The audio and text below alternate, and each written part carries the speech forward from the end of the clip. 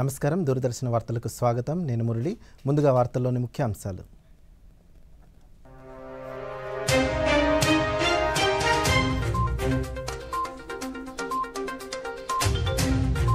సామాజిక న్యాయానికి కూటమి ప్రభుత్వం కట్టుబడి ఉందన్న ఆంధ్రప్రదేశ్ ముఖ్యమంత్రి చంద్రబాబు నాయుడు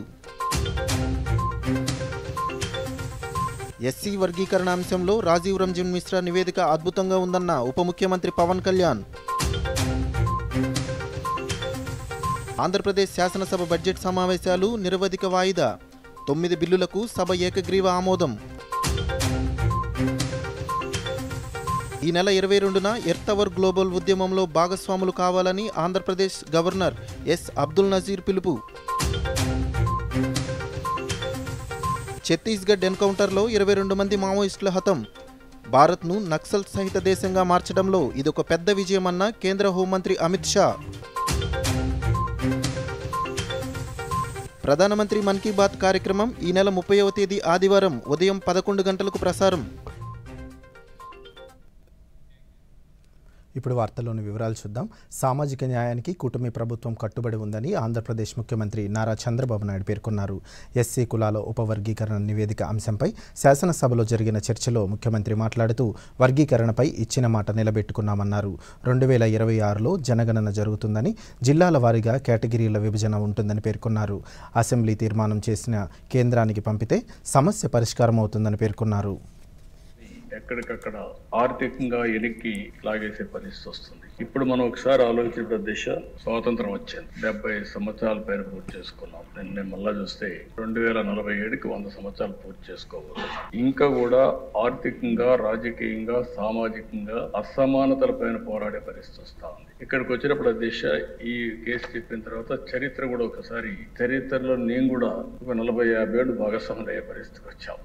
అది కూడా ఒకసారి చూసినప్పుడు దీన్ని ఇటీవల కాలంలో అనేక ఛాలెంజెస్ తర్వాత నేను ఆ చరిత్ర చెప్పేటప్పుడు కూడా చెప్తాను. ఒక తీర్పు ఇచ్చారు. 7 మంది జడ్జెస్ 6+1 తీర్పు ఇచ్చినప్పుడు చాలా స్పష్టంగా రాష్ట్ర ప్రభుత్వాలు ఏ వర్గమైనా సరే వెనకబడిందని భావిస్తే మీరు వర్గీకరణ చేసే అవకాశాలు ఉన్నాయని రాష్ట్రం కానీ కేంద్రం కానీ అందరికీ మీకు చేసే అవకాశం ఉందని చాలా స్పష్టంగా తీర్పు ఇచ్చారు. దానిపైన 1 మ్యాన్ కమిషన్ వేయడం, గ్రూప్ ఆఫ్ మినిస్టర్స్ ని నియమించడం, వారందరూ ఆలోచించిన తర్వాత మొన్నే కేబినెట్ లో కూడా ఒక నిర్ణయం చేశాం. ఈ నిర్ణయం చేసిన దాని వెనకాల దిశ ఎన్నికలప్పుడు కూడా ఎన్డీఏ కూటమి వర్గీకరణకు కట్టుబడి ఉందని చాలా స్పష్టంగా చెప్పాం. చెప్పిన మాట ఈ రోజు నిలబెట్టుకోవడానికి ఆ వేదిక అయితే ఈ రోజు కమిషన్ వేసిన తర్వాత కమిషన్ ఇచ్చిన రిపోర్టు ఏదైతే 26 జిల్లాలు అయినాయి, ఈ 26 జిల్లాల్లో ఇది చేయాలంటే జనాభా లెక్కలు సరిగా లేవు కాబట్టి నేను రికమెండ్ చేయలేకపోతున్నాను. గవర్నమెంట్ కి అధికారం ఉంది. 2026లో సెన్సస్ జరుగుతుంది. ఆ సెన్సస్ లో వచ్చిన డేటా ఆధారంగా మీరు జిల్లా వారీగా కేటగరైజేషన్ చేసుకునే అవకాశం ఉందని చాలా స్పష్టంగా చెప్పారు. ఎన్నికల్లో కూడా మనం చెప్పింది జిల్లా వారీగా కేటగరైజేషన్ తీసుకొస్తామని చాలా స్పష్టంగా హామీ ఇచ్చాం. మళ్లీ హామీ ఇస్తున్నా. ఈ రోజు డిలే అవుతుందనే ఉద్దేశంతో ఈ కార్యక్రమాన్ని చేస్తూనే మళ్లీ సెన్సస్ రిపోర్ట్ వచ్చిన తర్వాత జిల్లా వారీగా కేటగరైజేషన్ చేయడానికి ఈ ప్రభుత్వం కట్టుబడి ఉందని ఎస్సీ వర్గీకరణ అంశంలో రాజీవ్ రంజన్ మిశ్రా నివేదిక చాలా అద్భుతంగా ఉందని రాష్ట్ర ఉప ముఖ్యమంత్రి కె పవన్ కళ్యాణ్ పేర్కొన్నారు. శాసనసభలో మంత్రి మాట్లాడుతూ ఈ వర్గీకరణ అందరికీ మేలు చేస్తుందని ఆకాంక్షిస్తున్నట్లు తెలిపారు. అన్ని కులాలకు సామాజిక న్యాయం జరిగేలా వర్గీకరణ చేయడాన్ని తాము సమర్థిస్తున్నామన్నారు. దాన్ని ముందుకు తీసుకెళ్లిన వ్యక్తి శ్రీ నారా చంద్రబాబు నాయుడు గారు అధ్యక్షుడు. అలాంటి ఆత్మగౌరవ పోరాటాన్ని ముందుకు తీసుకెళ్లి దాన్ని ఆంధ్రప్రదేశ్ ఉమ్మడి రాష్ట్రంలో ప్రవేశపెట్టిన ఘనత, దాన్ని ముందుకు తీసుకెళ్లిన ఘనత శ్రీ నారా చంద్రబాబు నాయుడు గారికి మన గౌరవ ముఖ్యమంత్రి గారు దక్కుతుంది అధ్యక్ష.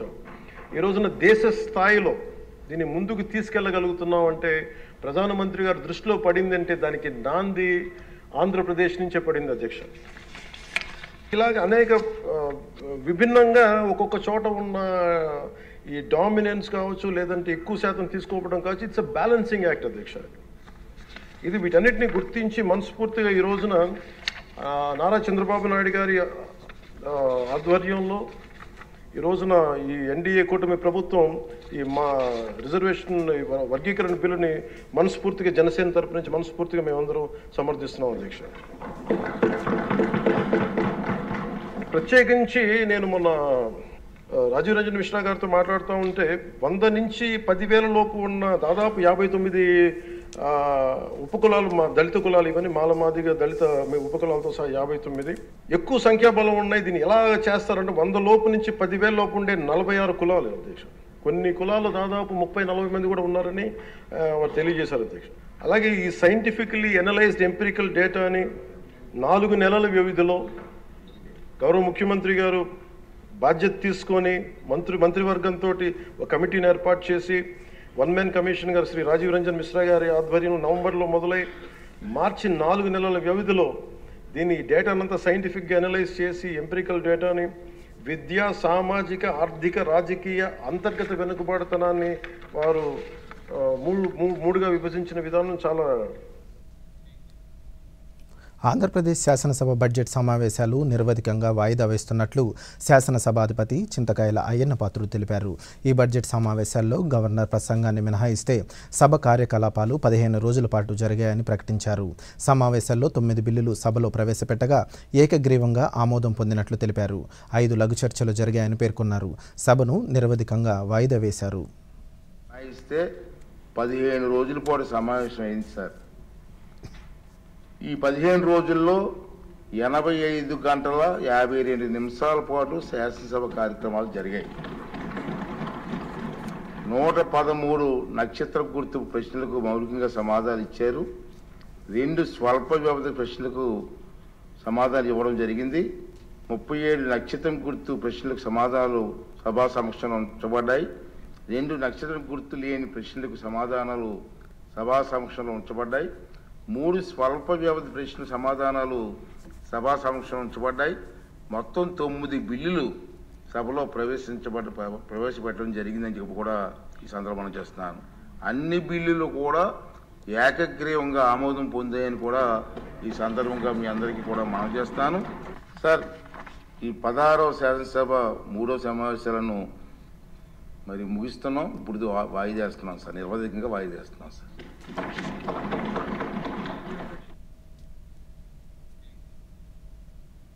ఎర్త్ అవర్ గ్లోబల్ ఉద్యమంలో భాగస్వాములు కావాలని ఆంధ్రప్రదేశ్ రాష్ట్ర గవర్నర్ ఎస్ అబ్దుల్ నజీర్ పిలుపునిచ్చారు. ఈ నెల 22వ తేదీ రాత్రి 8:30 నుండి 9:30 వరకు గంట పాటు అన్ని అనవసరమైన లైట్లను స్వచ్ఛందంగా ఆపివేసి ఎర్త్ అవర్ పాటించాలని రాష్ట్ర ప్రజలకు పిలుపునిచ్చారు. ఎర్త్ అవర్ను పాటించడం వల్ల వాతావరణ పరిరక్షణ ఉద్యమంలో ప్రజలకు ఏకం చేస్తూ భవిష్యత్ తరాలకు మెరుగైన ప్రపంచాన్ని అందించడంలో సహాయపడుతుందని గవర్నర్ పేర్కొన్నారు.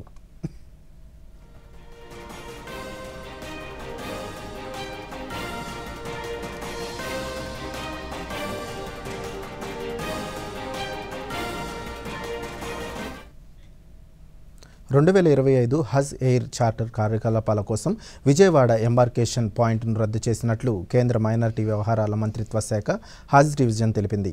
హజ్ కమిటీ ఇండియా ఏపీ రాష్ట్ర హజ్ కమిటీ నుంచి వచ్చిన ప్రతిపాదనలు పరిశీలించి విజయవాడ నుండి తక్కువ సంఖ్యలో హజ్ యాత్రికులు నమోదు కావడంతో పాటు అధిక విమాన ఛార్జీలను పరిగణలోకి తీసుకొని ఈ మేరకు నిర్ణయం తీసుకున్నట్లు కేంద్ర మైనారిటీ వ్యవహారాల మంత్రిత్వ శాఖ ప్రకటించింది.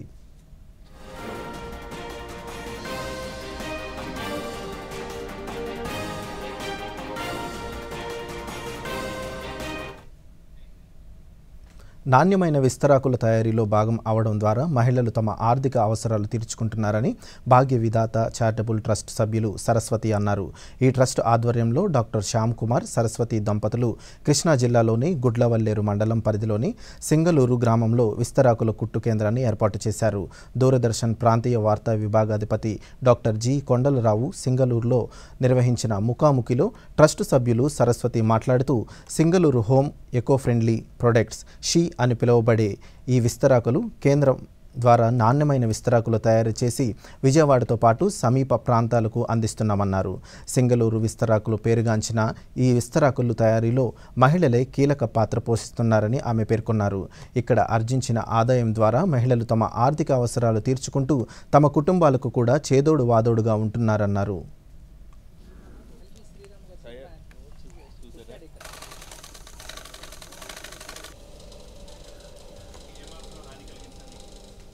ఇది ఒక సక్సెస్ స్టోరీ, ఒక విజయగాథగా మనం సింగలూరు నుంచి సింగలూరు విస్తరాకులు అనే స్థాయికి చేరిందంటే ఇది ఒక తప్పనిసరిగా ఒక విజయగాథగా మనం చెప్పక తప్పదు. దానికి సంబంధించి ఈ సంస్థ ఇలా ముందుకెళ్తూ చిన్న తరహా పరిశ్రమల పరిధిలో ప్రభుత్వ సహకారం ఏమైనా మీకుందా, ఏమైనా ఉంటే చెప్పండి. ఎంఎస్ఎంఈ పరిధిలోనే మేము చేస్తూ ఉన్నామండి.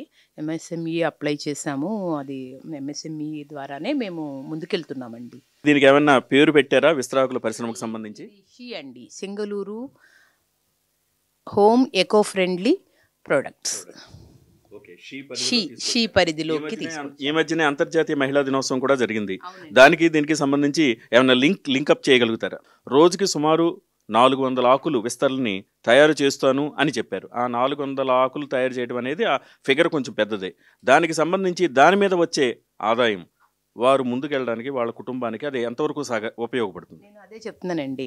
ఇందులో ఉన్న ప్రతి ఒక్క మహిళ మొదటి మేము 10 సంవత్సరాల క్రితం పెట్టినప్పుడు ఒక 20 ఆకులు కుట్టడానికి ఎంతో కష్టపడే స్థితి నుంచి ఈ రోజు 400 ఆకులు కుట్టగలుగుతున్నారు అంటే వాళ్ళ కష్టార్జితం అండి. వాళ్ళు 400 ఆకులు కుట్టగలగడం వాళ్ళు అంకిత భావంతో పనిచేస్తారండి. ఇక్కడ ప్రతి మహిళ కూడా చాలా అంకిత భావంతో చాలా వీటి గ్రేడింగ్ చేయాలి, ఇది గ్రేడింగ్ చేయాలండి. ఇది గ్రేడింగ్ చేసి అంతా కూడా క్వాలిటీ పరిధిలో. నేను చెప్పేది ఏంటంటే వీళ్ళు వాళ్ళ ఇంటిని చూసుకుంటూ, వాళ్ళ ఇంటిలో పిల్లల్ని చూసుకుంటూ ఉదయం 9 గంటలకు వచ్చి 1 గంటకి మళ్ళీ వెళ్ళి భోజనం చేసి 2 గంటలకు వచ్చి 5 గంటల వరకు ఉండి వాళ్ళు అక్కడ న్యాయం చేస్తున్నారు, మాకు ఇక్కడ న్యాయం చేస్తున్నారు. వాళ్ళు సంపాదించుకుంటున్నారు, వాళ్ళ కాళ్ళ మీద వాళ్ళు నిలబడుతున్నారు. వాళ్ళు స్వయంగా వాళ్ళు ఏది కావాలనుకుంటే బంగారం, డబ్బు ఏది కావాలనుకుంటే అది ఉపయోగించుకుంటున్నారండి. అయితే ఈ ఆకుకు సంబంధించి క్వాలిటీ మనం ఏదైనా ప్రోడక్ట్ ఉత్పత్తి మార్కెట్లోకి వస్తే, ఇది సింగళూరులో తయారైనా లేదా ఏదైనా మారుమూల గ్రామంలోకి సంబంధించిన మార్కెట్లో ప్రోడక్ట్ క్వాలిటీ నాణ్యతను చూసే కొంటారు. ఆ నాణ్యతకు సంబంధించి మీరేం చెప్తారు? నాణ్యతలో రాజీ పడబోమండి మేము.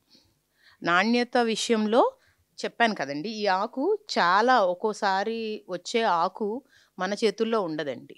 ఆకు మనం మంచి ఆకు వస్తుందని అనుకుంటాము, దీనిలో గ్రేడింగ్ చేసే వాళ్ళు కనీసం ఒక 2-3 గ్రేడింగ్ చేస్తారండి. అది చూసి మళ్ళీ అది కుట్టి అంతా కూడా ఇక్కడ నాణ్యతే మెయిన్. మొదటి పార్ట్ నాణ్యతకే ఇస్తామండి. ఉపాధి హామీ పథకం ద్వారా కేంద్ర ప్రభుత్వం అందిస్తున్న మినీ గోకులాలు పాడి పరిశ్రమ అభివృద్ధికి కీలకంగా దోహదం చేస్తున్నాయని నెల్లూరులోని లబ్ధిదారులు తెలిపారు.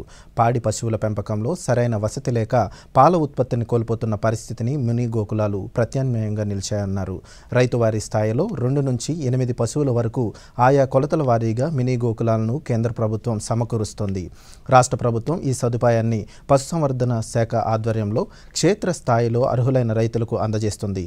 ఈ నేపథ్యంలో నెల్లూరు జిల్లా కొడవలూరు మండలంలో పశుసంవర్ధన శాఖ అధికారి డాక్టర్ హర్షారెడ్డి దూరదర్శన్తో మాట్లాడుతూ మినీ గోకులాలు రైతులకు ఎంతో ఉపయోగంగా పాల ఉత్పత్తి పెరిగేందుకు దోహదం చేస్తున్నాయన్నారు. పశు సంరక్షణతో పాటు దాణాను క్రమబద్ధంగా అందించేందుకు అవకాశం కలిగిందన్నారు. తీసుకొచ్చున్నారు. దీంట్లో ఏంటంటే మామూలుగా విలేజ్ లెవెల్స్లో పశువుని చెట్ల కింద చిన్న తాటాకుల షెడ్ల కింద వాటి కింద కట్టు ఉంటారు. ఇవేంటంటే ఈ పశువులు వానాకాలంలో ఎండాకాలంలో ఈ స్ట్రెస్కి గురి అవుతాయి అన్నమాట. అంటే వానకు తడిచి ఎండకు తడవడం వల్ల వాటి ప్రొడక్షన్ అనేది తగ్గుతుంది. మోరోవర్ ఏంటంటే రాత్రిపూట చలి వల్ల ఈ ప్రొడక్షన్ మనకు చాలా తక్కువ ఉంటుంది. సో ఈ కండిషన్ని మనము గవర్నమెంట్ వాళ్ళు ఓవర్కమ్ చేసేదానికి పూర్ పీపుల్కి మినీ గోకులం అనే కాన్సెప్ట్ని తీసుకొచ్చారు. దీంట్లో ఏంటంటే 2 animal, 4 animal, 6 animal అంటే రైతుకుండే ఎనిమల్స్ని బట్టి రైతు స్థితిగతులను బట్టి అతను ఏది కావాలంటే అది ఆఫ్ చేసుకోవచ్చు. దీంట్లో ఏంటంటే 90% సబ్సిడీ అనేది సెంట్రల్ గవర్నమెంట్ వాళ్ళు ఇస్తున్నారు, ఎన్ఆర్జీఎస్ ఫండింగ్ కింద ఇస్తున్నారు. ఈ ఎన్ఆర్జీఎస్ ఫ్యాక్టర్లో ఏంటంటే ఎవరికైతే ఉపాధి హామీ కార్డు ఉంటుందో irrespective of caste and community everyone is eligible. So ఈ షెడ్ కన్స్ట్రక్షన్ చేసుకోవడం వల్ల ఏంటంటే పశువులకి ప్రాపర్ ఒక షెల్టర్ అనేది దొరుకుతుంది. వాటికి ఎండ నీడ ఇవన్నీ మనకి అంటే క్లైమాటిక్ కండిషన్స్ నుంచి తట్టుకొని ఎనిమల్ ఆరోగ్యంగా ఉంటుంది. మనకు దీనివల్ల ప్రొడక్షన్ పెరుగుతుంది. ఆటోమేటిక్గా ప్రొడక్షన్ పెరిగినప్పుడు రైతుకి యూస్ఫుల్గా ఉంటుంది. మోరోవర్ మన దీనివల్ల ఇప్పుడు చిన్న విరామం. హాయ్ మామ్, మళ్ళీ షాపింగా? మాయా, మీరు దీన్ని గారాబం చేసేశారు. లిమిట్ గా చేస్తే ఏది చెడ్డది కాదు. లిమిట్ లేకుండా షాపింగ్ చేస్తుంది మీ కార్డ్ తో యాడ్ ఆన్ కరా. నేనైతే కార్డుకి లిమిట్ సెట్ చేసేసాను. దానివల్ల లాభం ఏంటంటే రిస్క్ తగ్గిపోతుంది. అంతేకాక ఫ్రాడ్ జరిగినా కూడా వెంటనే బ్యాంక్ చెప్పండి, నష్టం తక్కువ. తాతయ్య ఏయ్ నెక్స్ట్ టైం ఈ pink dress. You are the limit. Limit మాత్రం సెట్టే. ఆర్బీఐ అంటుంది విషయాలు తెలుసుకోండి, జాగరూకంగా ఉండండి. భోజనం టైంకు చేయండి. ఇంకా ప్లీజ్ బైక్ నెమ్మదిగా నడపండి. సరే. ఇంకా ఇది మీ రక్షణ కోసమే. అరే నేనొకటి మర్చిపోయాను. ఎల్ఐసి ఇది మన రక్షణ కోసం. దిల్ కి సునో. ఎల్ఐసి చునో. ఎల్ఐసి జీవితాంతం నీకు తోడుగా. వార్తలకు తిరిగి స్వాగతం. కేంద్ర పారిశ్రామిక భద్రతా దళం సిఐఎస్ఎఫ్ 56వ వార్షికోత్సవాన్ని పురస్కరించుకొని తీర ప్రాంత భద్రతపై అవగాహన కల్పిస్తూ సైకిల్ ర్యాలీ నిర్వహిస్తున్నామని డిప్యూటీ కమాండెంట్ వినీత్ కుమార్ ప్రభాకర్ తెలిపారు. సైకిల్ ర్యాలీ ఈరోజు కృష్ణా జిల్లా మచిలీపట్నం చేరుకుంది. ఈ సందర్భంగా ఆయన మాట్లాడుతూ సముద్ర తీర ప్రాంత గ్రామాల్లోని ప్రజలకు మాదక ద్రవ్యాల వినియోగం వల్ల జరిగే అనర్థాలు, తీవ్రవాద ముష్కరణను ఎదుర్కోవడం, బేటీ బచావో బేటీ పడావో వంటి పథకాల పట్ల అవగాహన కల్పిస్తున్నామన్నారు.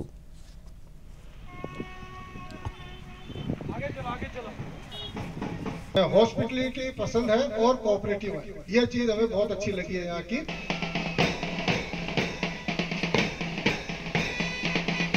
जैसा कि भारत में 250 से अधिक बंदरगाह का घर है, जिसमें से कि 75 एक्सिम पोर्ट है, जो कि भारत के 95% व्यापार को जो संचालित करते हैं। इन पर हमेशा जो है आतंकवादियों का स्प्रेडिंग का खतरा बना रहता है। सीआईएसएफ पिछले 50 वर्षों से पोर्टों की सुरक्षा के साथ साथ जो तटीय स्थल हैं, जैसे कि परमाणु ऊर्जा केंद्र, शिपयार्ड की सुरक्षा कर रही है। सीआईएसएफ ने अपने 56वें स्थापना दिवस पर इस साइकिल रैली का आयोजन किया, जो कि 25-25 बल सदस्य की टीम बनाई गई है, जो कि पूर्व और पश्चिम दोनों तटों से एक साथ 7 मार्च को शुरू हुई है। पूर्वी तट में बखाली पश्चिम बंगाल से, तथा पश्चिम में लखपत गुजरात से दोनों शुरू होकर 31 मार्च को स्वामी विवेकानंद मेमोरियल कन्याकुमारी पे खत्म होंगी। इस रैली का उद्घाटन हमारे गृह एवं सहकारिता मंत्री द्वारा 7 मार्च को सीएसएफ आरटीसी आराकोणम से बड़चोली किया गया है।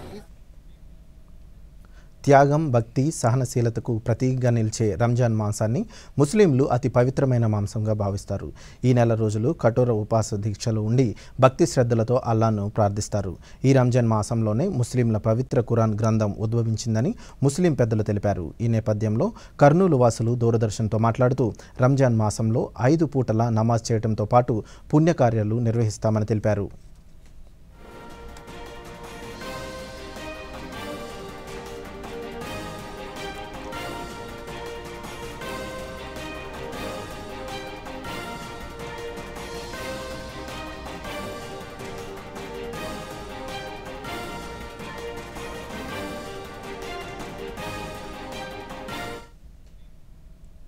భారతీయ సంస్కృతి సాంప్రదాయాల గొప్పతనంతో పాటు సంస్కృతి భాష ఔన్నత్యాన్ని పెంపొందించే విధంగా తిరుపతిలోని జాతీయ సంస్కృతి విశ్వవిద్యాలయంలో విద్యాబోధన కొనసాగుతుందని జాతీయ సంస్కృతి విద్యాలయ ఉపకులపతి ఆచార్య జిఎస్ఆర్ కృష్ణమూర్తి పేర్కొన్నారు. తిరుపతిలోని విశ్వవిద్యాలయం 4వ స్నాతకోత్సవాన్ని ఈరోజు ఘనంగా నిర్వహించారు. కులపతి హోదాలో పద్మభూషణ్ ఎన్ గోపాలస్వామి విద్యార్థులకు పట్టాలను ప్రదానం చేశారు. 45 మంది విద్యార్థులకు బంగారు పథకాలు, 564 మంది విద్యార్థులకు పట్టాలను ప్రదానం చేశారు. చిత్రరూపం విద్యాసంధి ప్రవచనకం సంధానం ఇత్యుక్త శిక్షాధ్యాయ అనేటువంటి ఉపనిషత్తు వాక్యం ప్రకారంగా ఆచార్య ప్రియంధనమాహుతి ప్రజాతం ఆవ్యవచ్ఛేత్సీ అన్నట్లుగా స్నాతకోత్సవం దీక్షాంత సమారోహం జరుగుతోంది. ప్రాచీన పరంపర అనుగతంగా ఈ దీక్షాంత సమారోహం నిర్వహింపబడుతోంది. ఈ సంవత్సరం 564 మందికి మేము డిగ్రీలు ప్రదానం చేస్తున్నాం. వీరందరికీ భవిష్యత్ జీవనం ఉజ్వలంగా ఉండాలనేటువంటి విషయం కొద్దీ మా ఛాన్సలర్ గారు నిడామంగళం గోపాలస్వామి గారు ఆశీర్వాదంతో వీరందరినీ దీక్షితులను చేస్తారు. ఇంతేకాకుండా పూర్వకులాధిపతులు పద్మశ్రీ బిరుదాంచితులు అయినటువంటి వాదిరాజ పంచముఖి గారు కూడా ఈ దీక్షాంత సమారోహంలో ముఖ్య అతిథిగా వారి ఆభాస పట్టణంలో వచ్చే ఏర్పాటు చేస్తున్నాం. వారి అనారోగ్య స్థితుల వల్ల స్వయంగా రాలేకపోయినప్పటికీ కూడా ఆశీర్వచనాన్ని మాకు పంపించారు. వారు కూడా ఇప్పుడు ప్రత్యక్షంగా ఆభాసపట్నంలో బాపట్ల జిల్లాలో నిత్యావసరాలతో పాటు వ్యవసాయ సంబంధ వస్తు రవాణాకు తోడ్పడే రైల్వే శాఖ నూతన రేక్ షెడ్ ఏర్పాటు చేయడం ఉపయోగకరమని జిల్లా కలెక్టర్ జేవి మురళి అన్నారు. బాపట్లలో రైల్వే శాఖ నూతనంగా ఏర్పాటు చేసిన రేక్ షెడ్ను జిల్లా కలెక్టర్ జేవి మురళి స్థానిక శాసనసభ్యులు వేగేసిన నరేంద్ర వర్మతో కలిసి ఈరోజు ప్రారంభించారు. ఈ సందర్భంగా జిల్లా కలెక్టర్ మాట్లాడుతూ రైల్వే లైను పరంగా ప్రాముఖ్యత ఉన్న బాపట్లకు ఈ సదుపాయం మరింత ప్రయోజనాన్ని కలిగిస్తుందన్నారు. నుంచి గూడ్స్ షెడ్ నుంచి రేక్ మూమెంట్ అంటే ప్రైవేట్గా మనం ఏదైతే కమర్షియల్గా అండ్ ప్రభుత్వ పరంగా చేయాల్సినటువంటి రేక్ మూమెంట్ అనేది ఇక్కడ నుంచి ఈరోజు ప్రారంభించబోతున్నాం. రైల్వే శాఖ దీనికి కావాల్సినటువంటి అన్ని అనుమతులు జారీ చేసింది. సో మరి దీని ద్వారా ఏం జరుగుతుంది అని అంటే మనకి ఏదైతే పబ్లిక్ డిస్ట్రిబ్యూషన్ సిస్టమ్ కోసం మనం సేకరించినటువంటి పీడిఎస్ రైసు లేదా ఇతర ధాన్యాలు ఇతర అపరాలు వాటన్నిటినీ కూడా మనం చీరాల గూడ్స్ షెడ్ కాకుండా బాపట్ల గూడ్స్ షెడ్ నుంచే డిమాండ్ ఉన్నటువంటి అన్ని ప్రాంతాలకు ఇక్కడ నుంచి నేడు ప్రపంచ పిచ్చుకల దినోత్సవం. గ్రామాల్లో ప్రశాంతమైన వాతావరణం నుంచి నగరాల్లో సందడిగా ఉండే వీధుల వరకు పిచ్చుకలు ఒకప్పుడు మనిషి జీవితంలో విడదీరాని బంధాన్ని ఏర్పాటు చేసుకున్నాయి. వాటి ఉల్లాసమైన కిలకిల రావాలు పరిసరాలను పులకింపజేసేవి. అయితే ఈ అల్ప ప్రాణులు కొన్ని సంవత్సరాలుగా క్రమంగా కనుమరుగవుతున్నాయి. వాటి జనాభా తగ్గుతోంది. ఇది పర్యావరణ ప్రేమికులనే కాదు అంతర్జాతీయ సంస్థలను కూడా ఆందోళనకరంగా గురిచేస్తుంది. పర్యావరణ సమతుల్యంలో పిచ్చుకల పాత్ర ఎంచదగింది.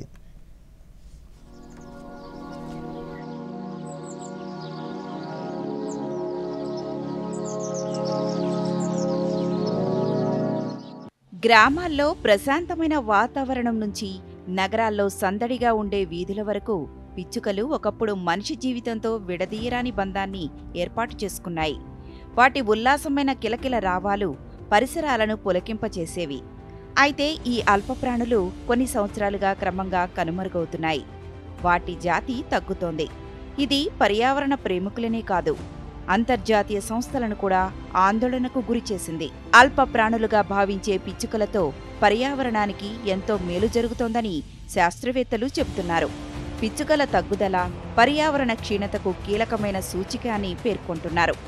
అంతేకాదు మానవ ఆరోగ్యం శ్రేయస్సుకు సంభావ్య ప్రమాదాలను కూడా తీసుకొస్తోందని చెబుతున్నారు. మొబైల్ ఫోన్ల వినియోగంతో మైక్రోవేవ్ రేడియేషన్ స్థాయిలు పెరగడంతో పిచ్చుకల సంఖ్య తగ్గిపోయిందని శాస్త్రవేత్తలు నిర్ధారణకు వచ్చారు. పిచ్చుకలు చిన్న ప్రాణులే అయినప్పటికీ జీవ వైవిధ్యాన్ని కాపాడుకోవడంలో ముఖ్యమైన పాత్ర పోషిస్తున్నాయి.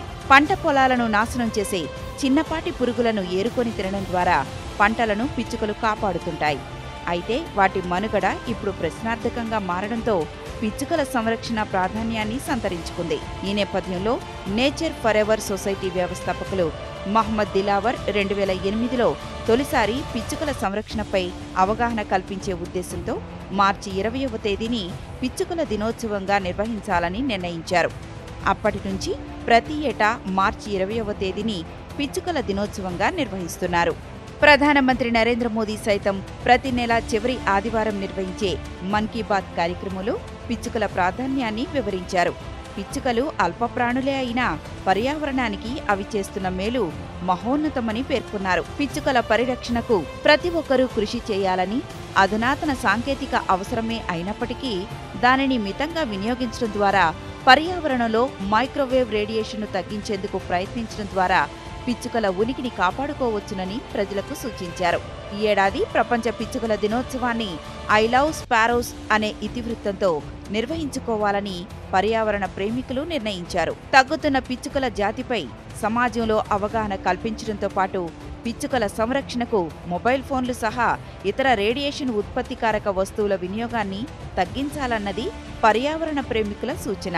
ఇదిలా ఉంటే పిచ్చుకల సంరక్షణను ప్రోత్సహించే ఉద్దేశంతో ఎన్ఎఫ్ఎస్ సంస్థ మొదటిసారి పిచ్చుకల పురస్కారాలను ప్రారంభించింది. తొలిసారి 2011 మార్చి 20న గుజరాత్లోని అహ్మదాబాద్లో నిర్వహించిన కార్యక్రమంలో పిచ్చుకల సంరక్షణకు పాటుపడుతున్న వారిని గుర్తించి వారికి పిచ్చుకల పురస్కారాలను అందించింది. తద్వారా సమాజంలో పిచ్చుకల పట్ల చైతన్యాన్ని పెంచే ప్రయత్నం చేసింది. అవార్డులను గెలవడం కన్నా పోటీల్లో భాగస్వాములు కావడం ప్రధానమని కేంద్ర రైల్వే ఎలక్ట్రానిక్స్ శాఖ మంత్రి అశ్విని వైష్ణవ్ పేర్కొన్నారు. ఢిల్లీలో ఈరోజు ఆయన కేంద్ర ఎలక్ట్రానిక్స్ ఇన్ఫర్మేషన్ టెక్నాలజీ మంత్రిత్వ శాఖ ఆధ్వర్యంలో నిర్వహించే Indian web browser development challenge IWBDC chips to startup C2S కార్యక్రమం అవార్డు ప్రకటన కార్యక్రమానికి హాజరయ్యారు. ఈ సందర్భంగా ఆయన మాట్లాడుతూ ఈ పోటీలలో ప్రముఖ ఎలక్ట్రానిక్స్ ఉత్పాదక సంస్థలే కాకుండా దేశవ్యాప్తంగా నెలకొన్న మధ్య చిన్న తరహా సంస్థలు సైతం ఆసక్తి చూపటం పట్ల హర్షం వ్యక్తం చేశారు. That's very important. Some will lose, some will win. But what's important is that the participation today is of a much larger spectrum. And what's more important is that this participation is today coming not just from the premier institutions, but also from a large number of institutions coming from tier 2 and tier 3 cities. So congratulations and wish you many more successes. పారిశ్రామిక రంగంలో భారత్ని శక్తివంతమైన దేశంగా రూపొందించేందుకు కేంద్ర ప్రభుత్వం చర్యలు తీసుకుంటుందని కేంద్ర విదేశాంగ శాఖ మంత్రి జయశంకర్ పేర్కొన్నారు. కాన్ఫెడరేషన్ ఆఫ్ ఇండియన్ ఇండస్ట్రీ ఆధ్వర్యంలో ఈరోజు ఢిల్లీలో నిర్వహించిన కార్యక్రమంలో ఆయన మాట్లాడుతూ కోవిడ్ ప్రభావంతో ప్రపంచ ఆర్థిక వ్యవస్థ చిన్నాభిన్నమైన పరిస్థితులు నెలకొన్నాయని, అయితే భారత్ మాత్రం నిరంతరం అభివృద్ధి చెందుతూ వృద్ధిని కొనసాగిస్తుందన్నారు.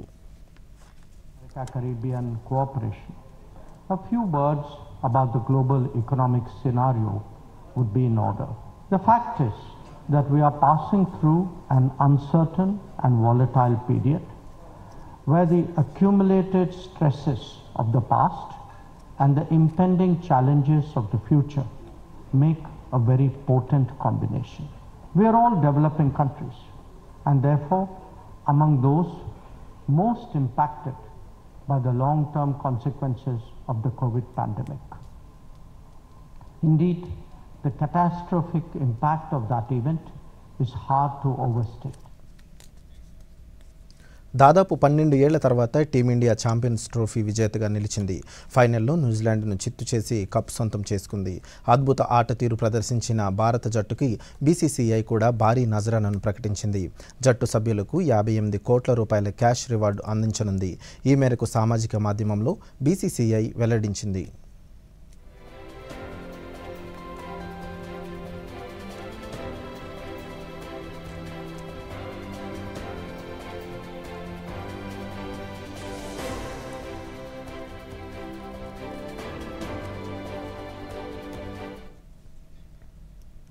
దేశీయ స్టాక్ మార్కెట్ ఈరోజు లాభాల్లో ముగిశాయి.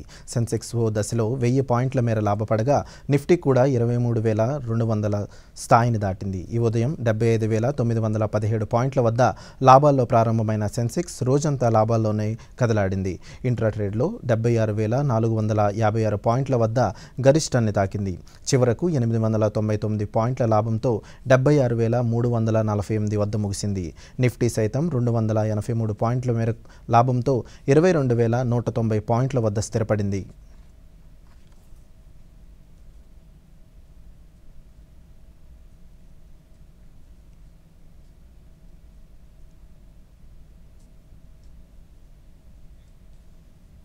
ప్రధానమంత్రి నరేంద్ర మోదీ తన మనసులోని భావాలను దేశ ప్రజలతో పంచుకునే మన్ కీ బాత్ కార్యక్రమం 120వ సంచిక ఈ నెల 30వ తేదీ ఆదివారం ఉదయం 11 గంటలకు ప్రసారమవుతుంది. ప్రజలు తమ అభిప్రాయాలను నమో యాప్ ద్వారా కానీ స్వర సందేశాలనైతే 18001178000 నెంబర్కు ఈ నెల 28వ తేదీలోగా పంపించవచ్చు. అలాగే www.mygov.in వెబ్సైట్ ద్వారా కానీ 1922 నెంబర్కి మిస్డ్ కాల్ ఇవ్వడం ద్వారా తిరిగి మన మొబైల్కి వచ్చే సంక్షిప్త సందేశంలో లింక్ ద్వారా కూడా అభిప్రాయాలను తెలియజేయవచ్చు. ఆకాశవాణి సమన్వయంతో దూరదర్శన్ ఛానళ్లు మన్ కీ బాత్ కార్యక్రమాన్ని ప్రసారం చేస్తాయి. ఈ కార్యక్రమం తెలుగు అనువాదం వెనువెంటనే దూరదర్శన్ సప్తగిరిలో ప్రసారం అవుతుంది.